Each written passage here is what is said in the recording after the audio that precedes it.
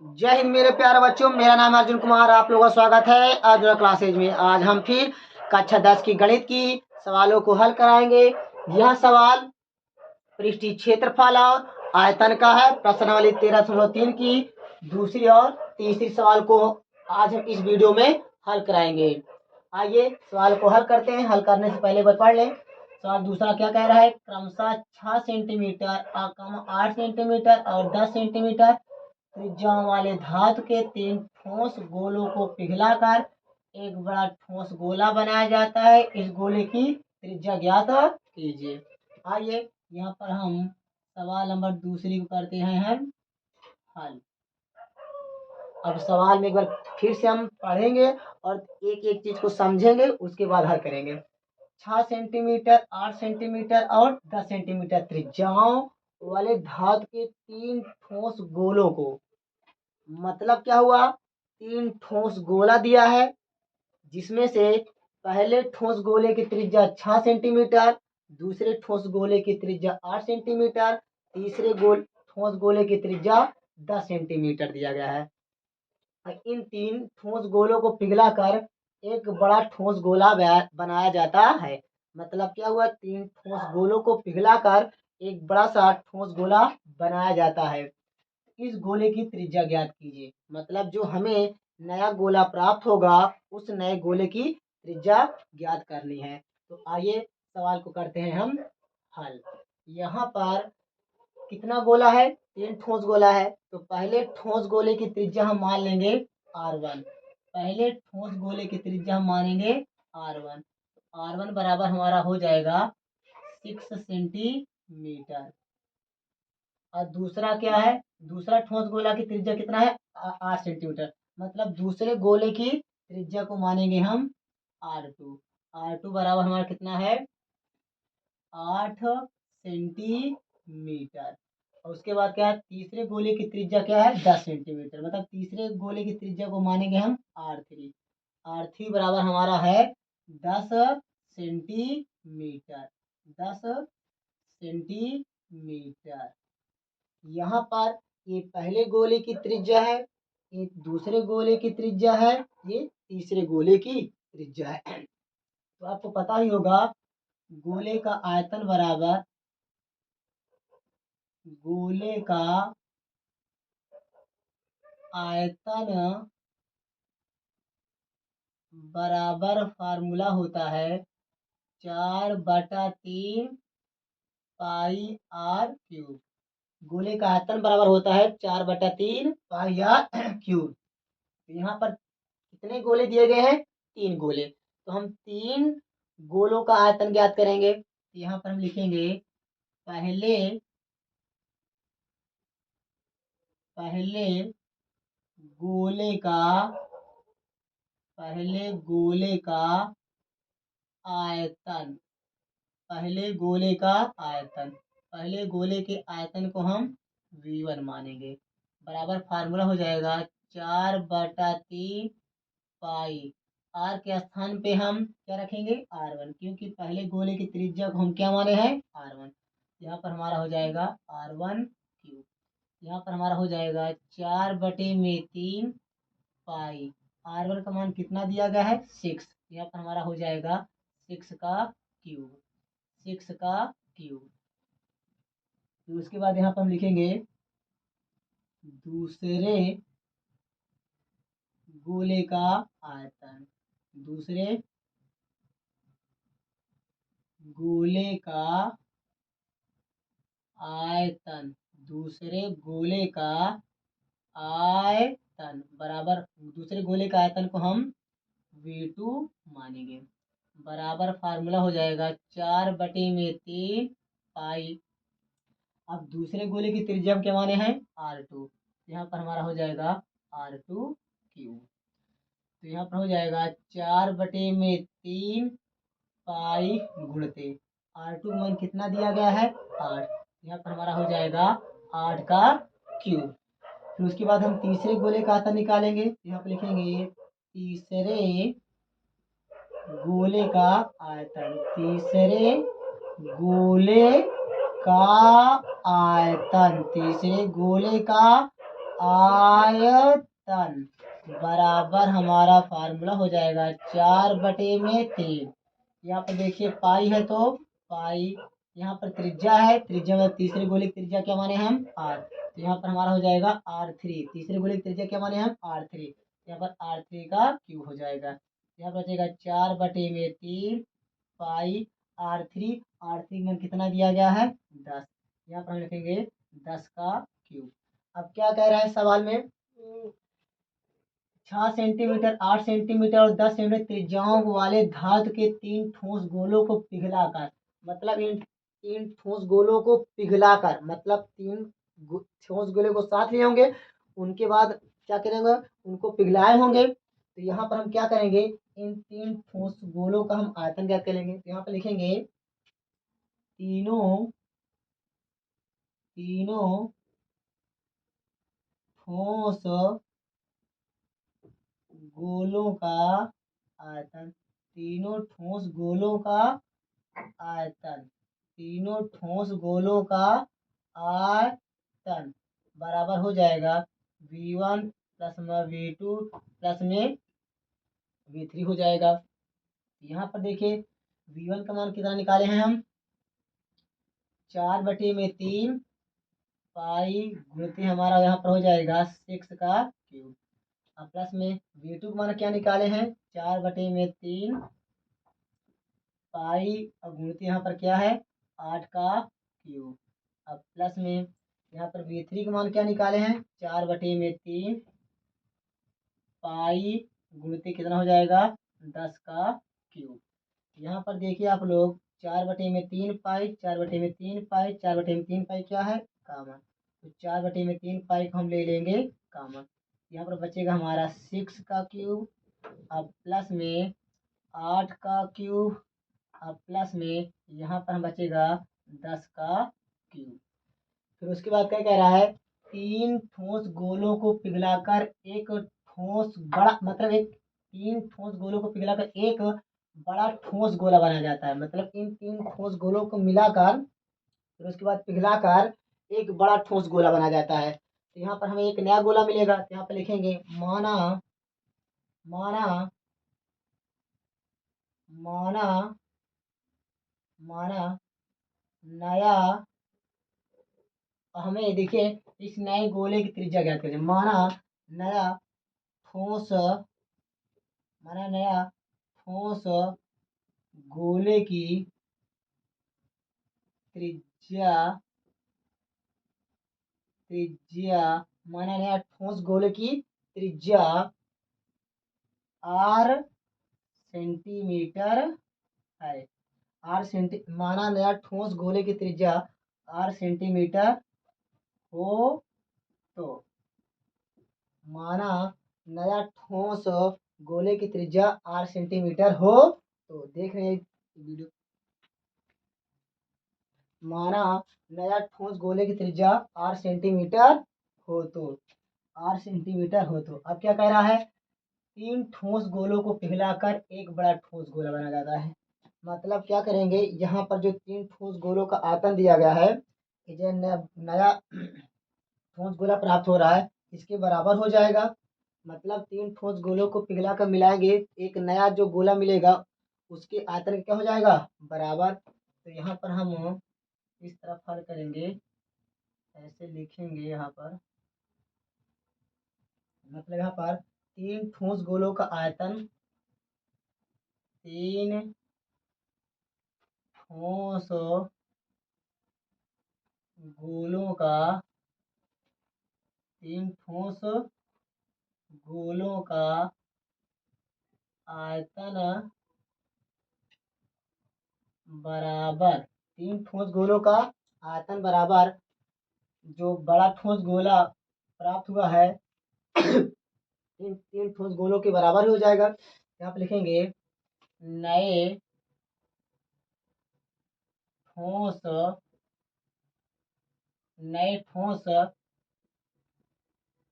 गोले का आयतन, नए ठोस गोले का आयतन, नए ठोस गोले का आयतन। 3 ठोस गोलों का आयतन कितना निकाले हैं? 4/3 पाई कोष्ठक अंदर 6 का क्यूब और प्लस में 8 का क्यूब और प्लस में 10 का क्यूब बराबर। अब यहाँ पर देखिए नए ठोस गोलों का आयतन, यहाँ पर फार्मूला हमारा बनेगा 4/3 पाई। अब इस गोले की त्रिज्या क्या माने हैं हम? आर। यहाँ हमारा हो जाएगा आर क्यूब। अब 4/3 से 4/3 कैंसिल हो जाएगा, पाई से पाई कैंसिल हो जाएगा। यहाँ पर 6 का क्यूब हम निकालेंगे, तो 6 का क्यूब निकालेंगे तो आपको पता है 6 का क्यूब मतलब यहाँ पर हो जाएगा 6 मतलब 6 छंग 36 और गुणते कितना हो जाएगा 6 6 छंग 36 5 से 3 6 त्रिक 18 18 3 21 मतलब 216। 6 का क्यूब कितना निकला 216। अब प्लस में 8 का क्यूब निकालेंगे तो 8 का क्यूब मतलब 3 बार गुणा 8 गुणते 8 गुणते 8 8 हटाई 64 और गुणते कितना हो जाएगा 8 8 चौक 4 यहाँ पर 8 चौक 32 हासिल 2 नहीं 8 चौक 32 32 का 2 हासिल 3 8 छंग 48 48 3 हो जाएगा 51 मतलब 512 मतलब 8 का क्यूब हो जाएगा 512 और 10 का क्यूब मतलब 1 3 जीरो यहाँ पर लग जाएगा बराबर हमारा हो जाएगा आर क्यूब। और क्या करेंगे इस इस कैलकुलेशन को आप रफ्तार में कर लीजिएगा। यदि आपको 6 का क्यूब याद है तो डायरेक्ट रख सकते हैं, 8 का क्यूब है तो याद है तो डायरेक्ट रख सकते हैं, 10 का क्यूब है तो डायरेक्ट आप रख सकते हैं याद है तो। अब यहाँ पर 216 512 1000 को जोड़ेंगे, यहाँ पर आइए हम जोड़ लेते हैं 1000 अब प्लस में 512 अब प्लस में 216 यहाँ पर 6 6 2 8 1 1 2 5 2 7 1 मतलब हमारा हो जाएगा 1728।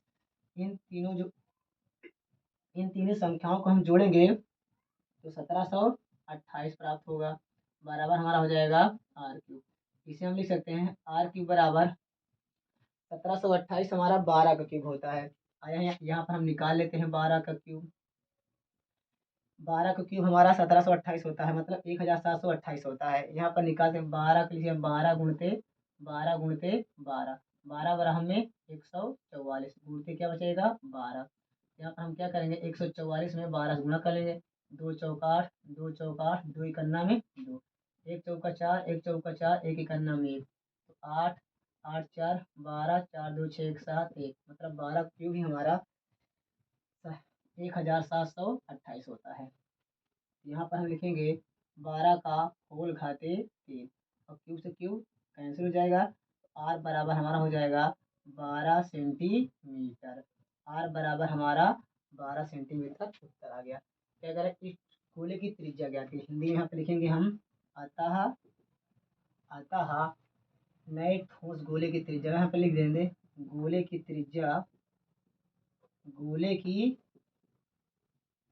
त्रिज्या बराबर 12 सेंटीमीटर। यही हमारा फाइनल उत्तर है। तो आप जल्दी से इस सवाल का स्क्रीनशॉट ले लें, फिर उसके बाद हम सवाल नंबर तीसरा हल करें। तो दूसरी सवाल का उत्तर आ गया है 12 सेंटीमीटर। तो आइए हम इस तीसरी सवाल को हल करते हैं। दूसरी सवाल का उत्तर आया है 12 सेंटीमीटर। आइए अब हम तीसरी सवाल पढ़ेंगे, उसके बाद इस सवाल को भी हम हल करेंगे। तो आइए तीसरी सवाल को पढ़ते हैं। तीसरी सवाल क्या कह रहा है व्यास 7 मीटर वाला 20 मीटर गहरा एक कुआं खोदा जाता है। व्यास 7 मीटर वाला मतलब क्या व्यास 7 मीटर वाला और 20 मीटर गहरा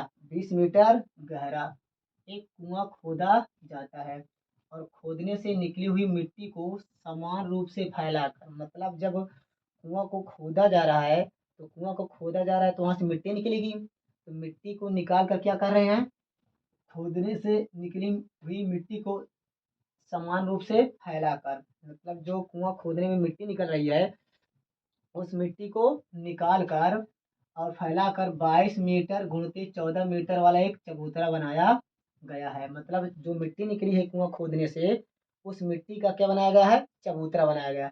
और चबूतरा कैसे, 22 मीटर गुणती 14 मीटर का बनाया गया है। कह रहे इस चबूतरे की ऊंचाई ज्ञात कीजिए, मतलब चबूतरे की हमें क्या ज्ञात करना है, ऊंचाई ज्ञात करना है। तो इस सवाल को हम करते हैं। क्वेश्चन नंबर 3 का है, क्वेश्चन नंबर 3 का हल। कह रहा है व्यास 7 मीटर। आपको पता है व्यास को डी से प्रदर्शित किया जाता है, डी फॉर हमारा होता है डायामीटर। यहाँ पर हमारा हो जाएगा 7 मीटर, हो जाएगा 7 मीटर। आपको पता है व्यास बराबर हमारा होता है 2 गुणित त्रिज्या मतलब 2r, बराबर यहाँ पर हमारा हो जाएगा 7 मीटर। गुणा कहाँ जाएगा, बटे में। आर बराबर हमारा हो जाएगा 7/2 मीटर, मतलब त्रिज्या का मान हमारा हो गया 7/2 मीटर। कह रहा है 20 मीटर गहरा, 20 मीटर गहरा मतलब गहरा, मतलब कुआं को जब खोदा जा रहा है तो क्या कितना मीटर गहरा, 20 मीटर गहरा, मतलब जो गहरा है ये हमारी ऊंचाई है। यहाँ पर हमारा हो जाएगा h बराबर 20 मीटर, h बराबर 20 मीटर। ये कह रहा है एक कुआं खोदा जाता है, एक कुआं खोदा जाता है। अब बताइए जब कुआं खोदा जा रहा है तो कुएं को आप लोगों ने देखा होगा, कुआं कैसा आकार का होता है, बेलनाकार का होता है क्या, कुआं कैसे आकार का होता है, बेलनाकार का होता है। यहाँ पर हम लिखेंगे कुआं का आयतन, कुआं का आयतन, कुआं का आयतन, कुआं का आयतन। अब बताइए कुआं किस आकार का होता है, बेलनाकार का होता है।